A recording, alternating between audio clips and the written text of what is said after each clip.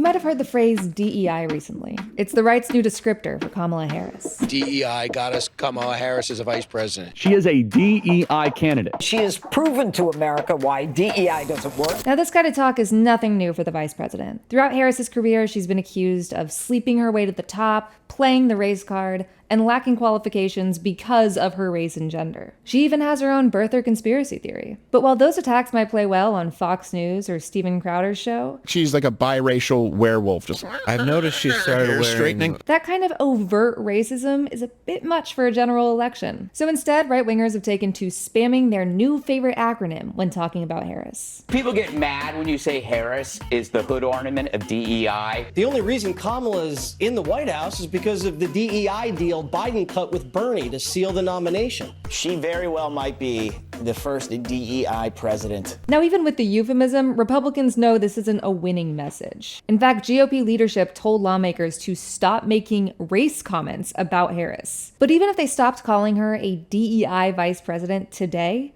the label has stuck in the current lexicon. And whether you heard it from Newsmax, Ted Cruz, or your boomer uncle, the implication is the same. DEI is black, or gay, or feminine, or disabled, or poor. This woman who is literally a DEI hire. The point is, DEI is the right's latest dog whistle, the alphabetical successor to CRT, ESG, and SJW. When said to the right audience, DEI means replacing white men with black women, hardworking farmers with communist drag queens. It's probably gonna make your kid gay, or at least a Chappell Roan fan.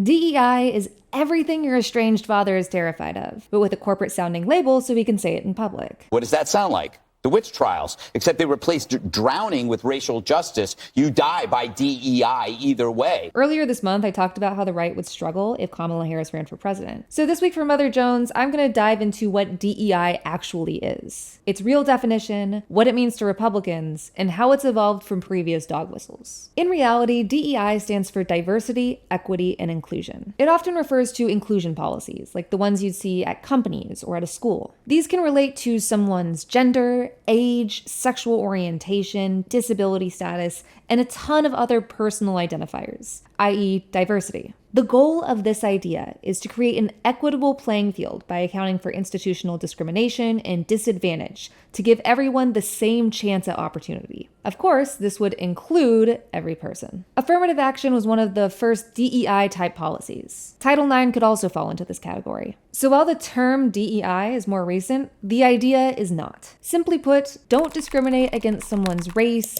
gender, sexual orientation, or whatever else it would be dickish to hate. So that's what DEI originally meant, or at least what it was supposed to mean. But now it's in the hands of right-wing assholes. So like Pepe the Frog, fedoras, and the OK symbol, these losers have perverted another innocuous thing. Now to people like Tucker Carlson and Charlie Kirk, here's what DEI means.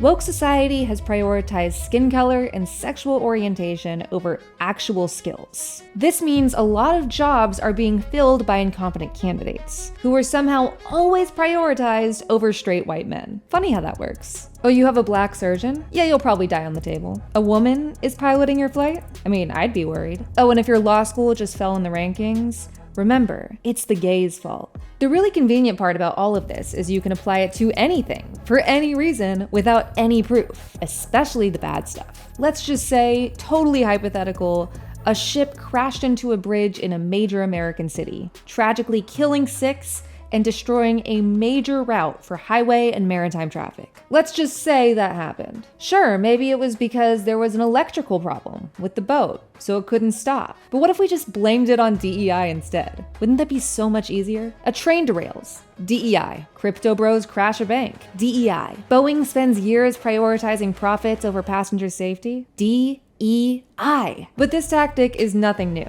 Remember 3 years ago when CRT was all the rage? Or 2 years ago when it was ESG? And grooming was pretty big last year. All of those words are synonyms for everything the right hates. They're dog whistles, or phrases that mean something different depending on who's listening to them. You hear DEI and you probably think of your job's HR department. But for your QAnon uncle, DEI is an activation phrase to send the most unhinged memes in the family group chat. You die by DEI either way. The right loves to use dog whistles, especially as society advances and becomes more inclusive, and less welcoming to bigotry. A really good example of this is Richard Nixon's Southern strategy. Republican strategist Lee Atwater once explained that by 1968, using the N-word on the campaign trail would actually hurt you for the first time in, the history of the country. So instead of having a less racist agenda, Republicans just had to use more abstract terms, like states' rights and forced busing. They weren't saying the slur, but they still got the message across to their supporters. These phrases have evolved over time. Welfare queens, globalist elites,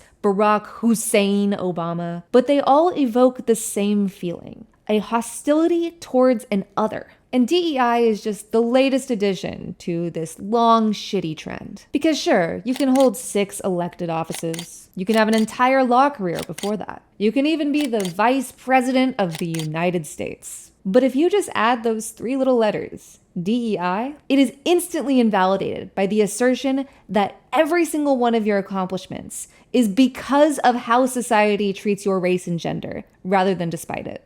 I'm working with Mother Jones this election, creating weekly video content explaining the weird intersection between media and politics. Make sure to follow Mother Jones on all platforms if you care about getting the best no bullshit 2024 coverage.